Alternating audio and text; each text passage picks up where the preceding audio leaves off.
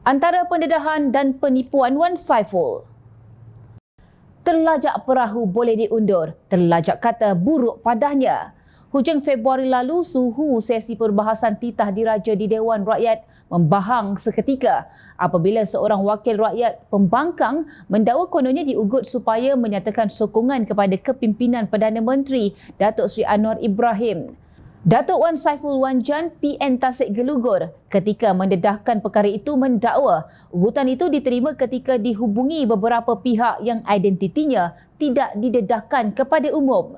Rentitan itu, beliau yang juga ahli Majlis Pimpinan Tertinggi Bersatu mendakwa akur untuk mengadakan beberapa pertemuan dengan pihak terbabit antaranya di sebuah hotel di Bukit Bintang pada 17 Januari lalu.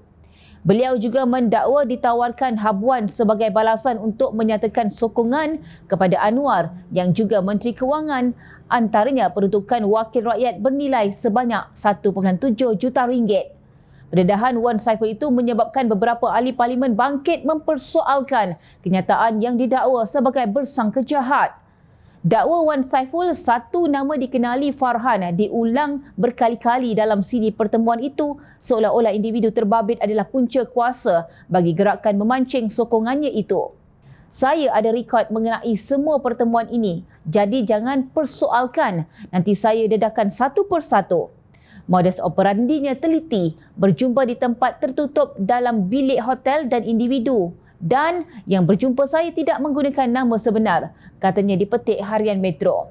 Pendedahan Wan Saiful itu memaksa Lee Chuan Hao PH Ipoh Timur mencelah sebelum mendesak ahli parlimen Tasik Gelugur itu membuat laporan polis jika dakwaan terbabit betul-betul berlaku, bukannya sekadar membuat persepsi di Dewan Rakyat. Cukuplah, jangan berlindung di sebalik imuniti Dewan Rakyat. Kalau berani, keluarlah buat sidang media di luar Dewan Rakyat, katanya lagi.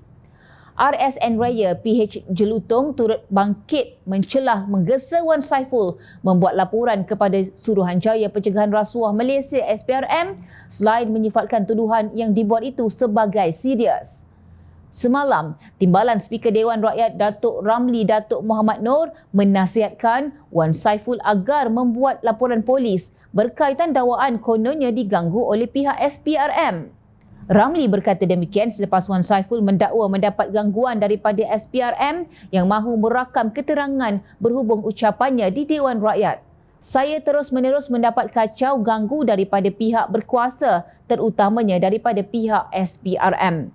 Saya baru mendapat satu notis untuk dirakam percakapan saya mengenai apa yang saya sebut dalam Dewan yang mulia ini, katanya di Dewan Rakyat. Wan Saiful membangkitkan mengenai imuniti atau kekebalan ahli parlimen daripada dikenakan prosiding sivil atas mana-mana petisyen atau usul yang dikemukakan dalam Dewan seperti yang terkandung dalam Seksyen 7 Akta Dewan Parlimen Keistimewaan dan Kuasa 1952 Akta 347. Justru menurutnya tidak ada mana-mana pihak untuk menyentuh perkara yang telah dimuktamadkan oleh Speaker termasuklah ucapan yang disebut di dalam Dewan. Bila ada kacau ganggu ini, bagi saya ini satu tekanan yang tidak wajar kepada ahli-ahli parlimen, katanya lagi. Sebelum ini, Ketua Pesuruhjaya SPRM Tan Sri Azam Baki berkata ia menjadi tanggungjawab mana-mana individu yang mendakwa ditawarkan rasuah untuk segera membuat laporan agar tindakan selanjutnya boleh diambil. Justru SPRM memberi tempoh seminggu kepada Wan Saiful untuk tampil membuat laporan. Sewajarnya, setiap ahli parlimen yang sudah mengangkat sumpah untuk mengangkat kedaulatan undang-undang negara harus melaporkan segera jika ada cubaan memberi sogokan kepada mereka.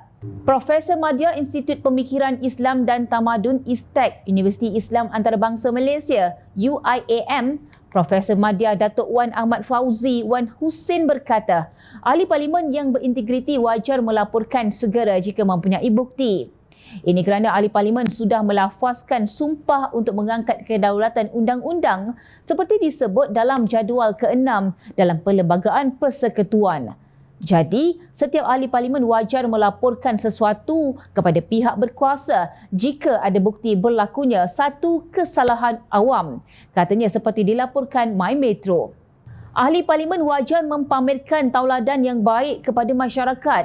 Ia amat penting terutama dalam isu-isu yang membangkitkan integriti dan rasuah kerana rakyat sentiasa menilai tindak tanduk ahli parlimen, lebih-lebih lagi mereka yang mendakwa cuba disogok pihak tertentu. Dalam ucapan di parlimen baru-baru ini, Wan Saiful menyatakan beliau disogok jadi ia perlu dilaporkan kepada pihak SPRM.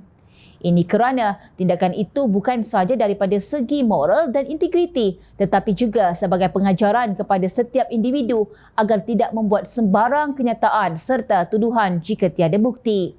Jangan lontar batu sembunyi tangan, berani kerana benar. Kenapa Wan Saiful tidak memberi kerjasama dengan SPRM agar apa yang didakwa beliau tidak menimbulkan persepsi dan menjejaskan kredibiliti anggota Dewan Rakyat yang lain?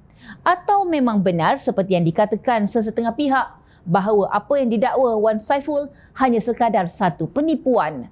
Rakyat menuntut penjelasan dan kebenaran.